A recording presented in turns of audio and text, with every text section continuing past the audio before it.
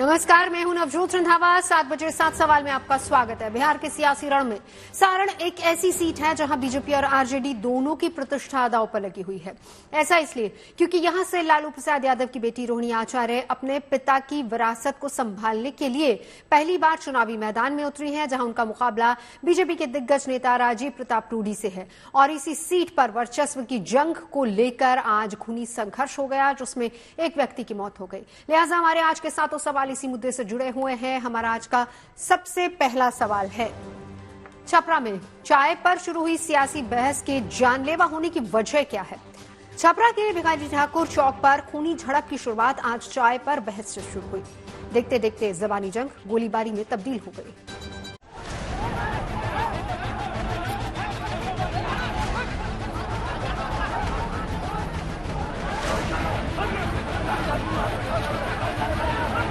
आप जाइए, आप कुछ नहीं छपाएगा। सभी लोग अपने अपने घर लौटिए, पुलिस कार्रवाई करेगी। इसमें आप केवल पुलिस की कार्रवाई को धीरे कर रहे हैं। कुछ छपाने के लिए आई हैं।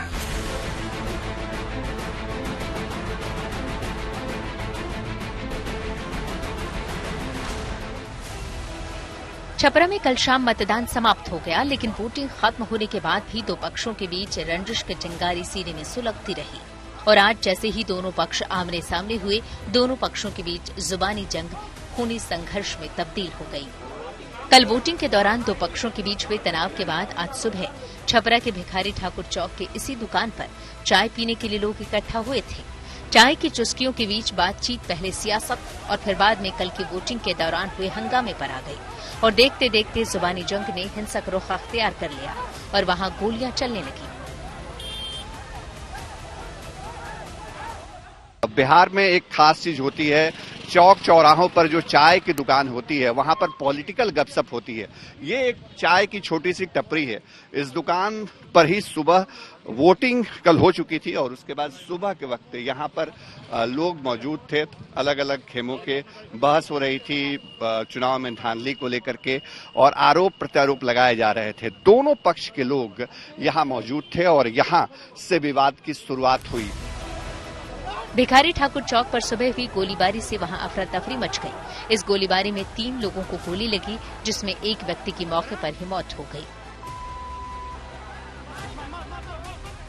दो सब मोटरसाइकिल, जो यात्रीगण का भी मोटरसाइकिल था यहाँ पर, और चौक चौराहा है भीड़ कोई लगाया था, उस सब का मोटरसाइकिल तोड़ दिया। दुकान वाले को सब उलट पलट कर दिया और फायरिंग के भय से सब लोग भाग गया।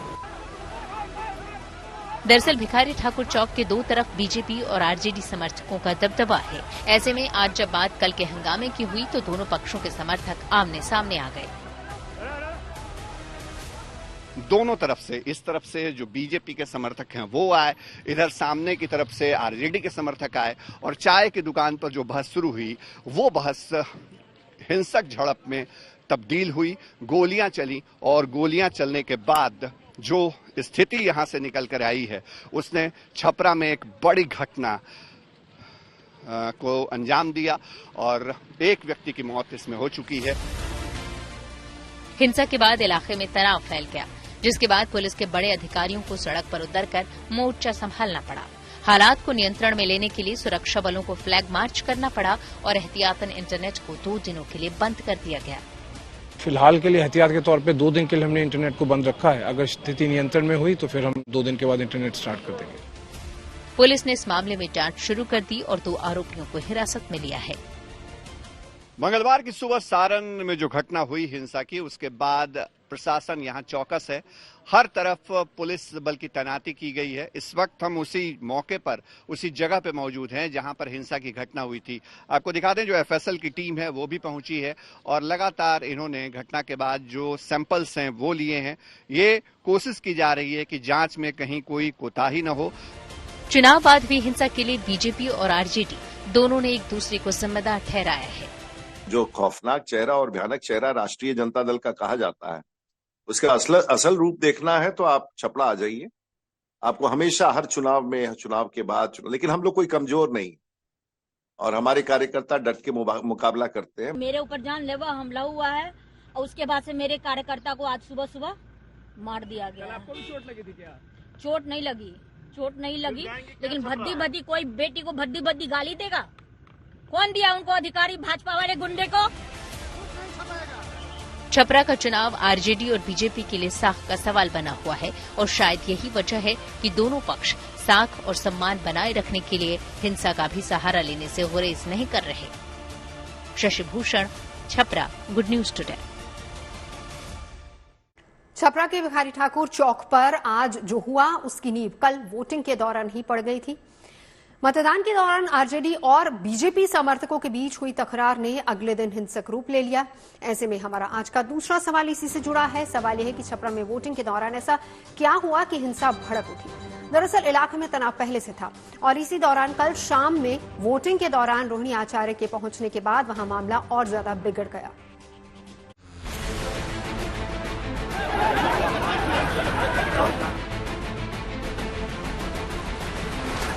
छपरा में आज दो पक्षों के बीच हिंसक झड़प के दौरान हुई फायरिंग में एक व्यक्ति की मौत हो गई और 2 लोग घायल हो गए। लेकिन आज जिस घटना के बाद छपरा में पुलिस के पसीने छूट गए, उस बवाल की नींव तो कल छपरा में वोटिंग के दौरान ही पड़ गई थी। दरअसल कल छपरा में वोटिंग के दौरान आरजेडी प्रत्याशी रोहिणी आचार्य अलग अलग बूथों पर घूम रही थी, लेकिन इस दौरान जब वो छपरा के बूथ नंबर 318 और 319 पर पहुंची तो वहां मौजूद कुछ लोगों के साथ उनकी झड़प हो गई। इसका एक वीडियो सोशल मीडिया पर वायरल भी हुआ। वीडियो में सुना जा सकता है कि रोहिणी के बूथ पर पहुंचने के बाद वहां उनका किस तरह से विरोध हुआ। बूथ नहीं छपाएगा, बूथ नहीं छपाएगा, बूथ नहीं छपाएगा। स्थानीय लोगों का आरोप था कि रोहिणी वहां माहौल बिगाड़ने के लिए आई थी, लिहाजा रोहिणी के वहां पहुंचने के बाद 2 गुटों के बीच तनाव बढ़ गया और देखते ही देखते वहां पर पत्थरबाजी शुरू हो गई। कल जो है विवाद हुआ था एक अफवाह को लेकर कि यहाँ पर बोगस वोटिंग हो रही है या फर्जी वोटिंग हो रही है। टीम ने जांच किया, ऐसी कोई बात नहीं पाई गई थी, लेकिन इसी अफवाह में दोनों पक्षों में एक दूसरे के विरुद्ध नारेबाजी और रोड़ेबाजी हुई थी। उसके बाद पुलिस ने पहुंच के मामला शांत कराया, दोनों पक्ष डिस्पर्स हो गए। रात को लगातार गश्ती भी हुई। सुबह पाया गया कि कुछ असामाजिक तत्वों ने यहाँ फायरिंग करी है, जिसमें 3 व्यक्तियों को गोली लगी। एक व्यक्ति की उसमें से मृत्यु हो गई है, बाकी दोनों इलाजरत। स्थिति बिगड़ने के बाद वहां पर पुलिस ने पहुंचकर हालात को सुधारा। पुलिस ने दोनों पक्षों को समझा बुझाकर मामला संभाल लिया, लेकिन दोनों पक्षों के मन में एक दूसरे के खिलाफ गुस्से की चिंगारी भड़कती रही और आज सुबह जैसे ही दोनों पक्ष भिखारी ठाकुर चौक पर आमने सामने हुए, उनके बीच हिंसक झड़प शुरू हो गई। पुलिस लगातार मुस्तैदी दिखा रही है। हालांकि कल शाम भी जो एसपी हैं वो मौके पर पहुंचे थे, उन्होंने हमसे बातचीत भी की थी और पोलिंग पार्टी को ईवीएम के साथ डिस्पैच के लिए रवाना भी कर दिया गया था। लेकिन ये विवाद आज सुबह एक बार नए सिरे से बढ़ा और बीजेपी और आरजेडी के समर्थकों के बीच हिंसक झड़प हुई। आज गोलीबारी में एक व्यक्ति की मौत हो गई और 2 लोग घायल हो गए। ये सभी आरजेडी समर्थक बताए जाते हैं। घायलों को इलाज के लिए पीएमसीएच भेजा गया, जहां घायलों से मिलने के लिए रोहिणी आचार्य भी पहुंची।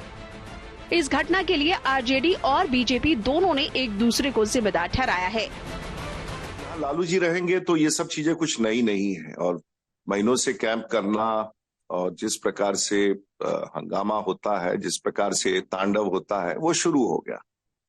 चुनाव के पहले से शुरू हुआ था और अब चुनाव समापन के बाद गोलियां चलने लगी और ये जहां से शुरू हुआ वो पूरे बिहार को पता है कि कहां से शुरू हुआ। एज अ कैंडिडेट हमको अधिकार है, हर एक बूथ पे आप लोग भी सब कोई थे मेरे साथ।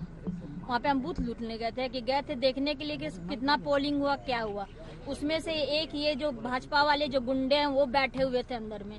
उनसे पूछे हम कि आप वोट डाल दिए, तो बोला कि हाँ डाल दिए। तो हम फिर अंदर क्या करने, आप बाहर निकलिए। उसी पे ये लोग भद्दी भद्दी मुझे गालियां दी गई है। हिंसक झड़प के बाद पुलिस की भूमिका पर भी सवाल उठ रहे हैं। कल 2 पक्षों के बीच हुई झड़प के बाद अगर पुलिस ने सही से एक्शन लिया होता तो आज दोनों पक्षों के बीच खूनी झड़प को टाला जा सकता था। छपरा से शशि भूषण के साथ bureau report, good news today.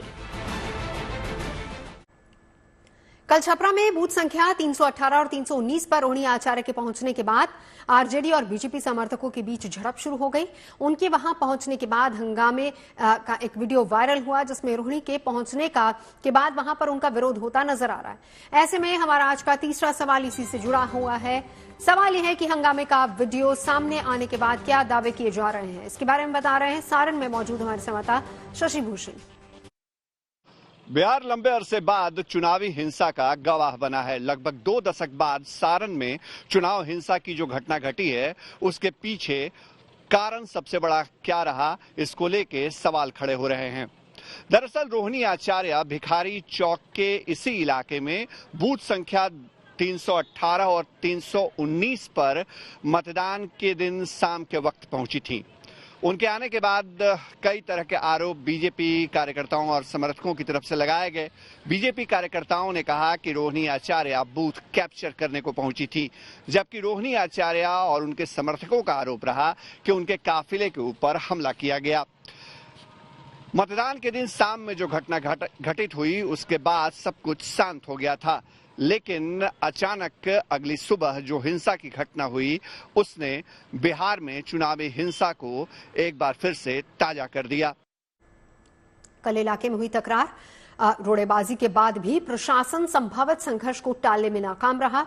एक दिन पहले इलाके में हुए बवाल के बाद भी पुलिस ने कोई एक्शन नहीं लिया, जिसकी वजह से फायरिंग में एक व्यक्ति को अपनी जान गंवानी पड़ी। ऐसे में हमारा आज का चौथा सवाल है, छपरा हिंसा में प्रशासन से क्या चूक हुई, इसके बारे में बता रहे हैं हमारे संवाददाता शशि भूषण। जो घटना शाम के वक्त हुई थी उसके बाद मौके पर सारण के एसपी और जिला प्रशासन की पूरी टीम पहुंची थी, लेकिन किसी को यह अंदाजा नहीं लग पाया कि यह तनाव रात के बाद अगली सुबह भी बना रहेगा। शायद इसीलिए प्रशासन ने उस वक्त तो अपनी मौजूदगी दिखाई, लेकिन बाद में यहां पर उस तरह से जो अलर्टनेस है वो देखने को नहीं मिला। अगर प्रशासन चौकस रहता तो शायद आज हुई हिंसा की घटना को टाला जा सकता था, लेकिन अब घटना के बाद प्रशासन पूरी तरह अलर्ट पे है। मौके पर एसपी और डीएम कैंप कर रहे हैं। छपरा गोलीकांड के बाद बिहार में सियासी लड़ाई गर्मा गई है। बीजेपी और आरजेडी ने इस घटना के लिए एक दूसरे को कसूरवार ठहराकर मोर्चा खोल दिया है। ऐसे में हमारा आज का 5वां सवाल भी इसी से जुड़ा हुआ है, क्या छपरा में हुई गोलीबारी का सियासी फायदा उठाने की कोशिश हो रही है?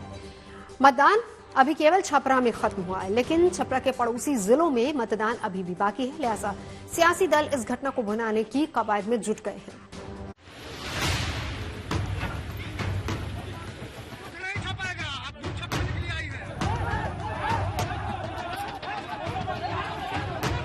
बिहार के छपरा में मतदान खत्म हो चुका है, लेकिन इसके बावजूद इस वक्त यहाँ जबरदस्त तनाव है।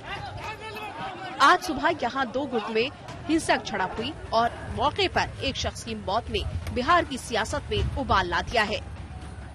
लिहाजा चुनावी मौसम में हर पार्टी इस मुद्दे पर अपनी अपनी सियासी उम्मीदों को हवा देने की कोशिश में जुट गई है।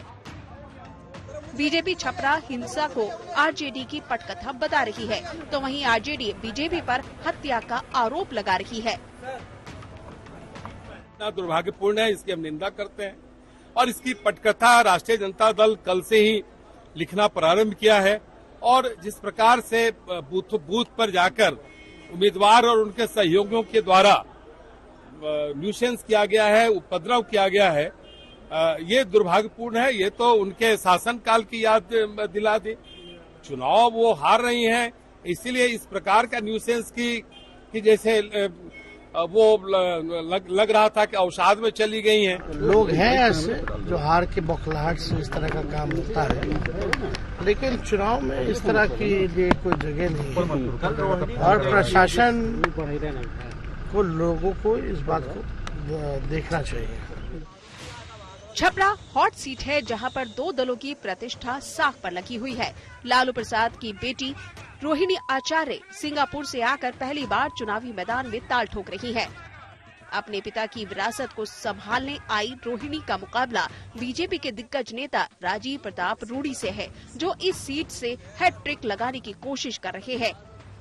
ऐसे में दोनों दल इस सीट को जीतने के लिए एड़ी चोटी का जोर भी लगाने में जुटे हुए हैं। चुनाव में हुई हर प्रकार की हिंसा का हम विरोध करते हैं आरजेडी की आक्रामकता की वजह से ही इस प्रकार की हिंसक वारदातें होती हैं। जो भी दोषी हो उस पर कार्रवाई होनी चाहिए, पर ये समय इस तरीके के आरोप प्रत्यारोप लगाने का नहीं है। अगर इस तरीके की बातें होंगी तो कई उदाहरण फिर हम लोग के पास भी हैं कि किसने क्या किया। ऐसे में जो भी हो, जिसकी वजह से भी ये घटना घटी है, उसके ऊपर कार्रवाई होनी चाहिए। छपरा में भले ही चुनाव हो गया हो, लेकिन छपरा के पड़ोस के जिलों में अभी वोटिंग बाकी है। ऐसे में सवाल ये है कि क्या छपरा गोलीकांड का असर बिहार की बाकी सीटों के लिए होने वाली वोटिंग पर भी पड़ेगा। छपरा से शशि भूषण के साथ bureau report, good news today. इस घटना के बाद पूरे इलाके को छावनी में तब्दील कर दिया गया है। प्रभावित इलाकों में पुलिस फ्लैग मार्च कर रही है। पुलिस ने अब तक 2 लोगों को गिरफ्तार किया है। पुलिस के मुताबिक दोषियों की पहचान की जा रही है। पुलिस इस बात की भी जांच कर रही है कि रोहिणी आचार्य कल बूथ पर क्यों पहुंची थी। हमारा छठा सवाल इसी से जुड़ा हुआ है। गोलीकांड के दोषियों के खिलाफ पुलिस क्या कार्रवाई कर रही है, इसके बारे में बता रहे हैं सारण से एसपी गौरव मंगला, जिनसे बात की हमारे संवाददाता शशि भूषण ने। पुलिस लगातार कैंप कर रही है, फ्लैग मार्च भी कर रही है। यहाँ पर 2 व्यक्तियों को, जिनकी हमें सूचना है कि इनके द्वारा एक घटना कारित की गई होगी, ऐसे 2 व्यक्तियों को हिरासत में लिया गया है। उनके पास से गोलियां भी बरामद हुई हैं।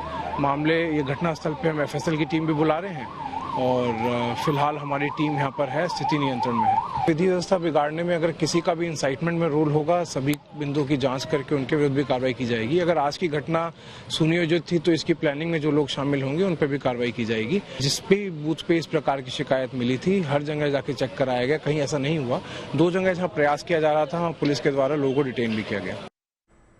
आज सुबह में 2 पक्षों के बीच खूनी झड़प के बाद इलाके में तनाव है। पुलिस ने स्थिति को देखते हुए वहां 2 दिन के लिए इंटरनेट बंद कर दिया है। ऐसे में हमारा 7वां और आखिरी सवाल भी इसी से जुड़ा हुआ है। छपरा में हिंसा के बाद वहां के ताजा हालात कैसे हैं, बता रहे हैं शशि भूषण। चुनावी हिंसा की इस घटना के बाद इस पूरे इलाके में हालात तनावपूर्ण तो हैं, लेकिन प्रशासन ने अब तक हालात पर नियंत्रण बनाकर रखा है। जिले में 2 दिन के लिए जो इंटरनेट सेवा है उसको बंद किया जा चुका है।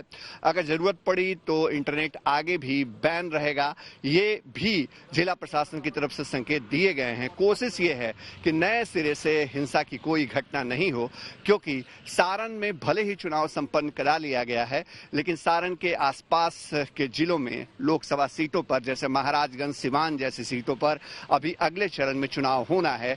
लिहाजा प्रशासन ये नहीं चाहता कि ये विवाद और आगे बढ़े।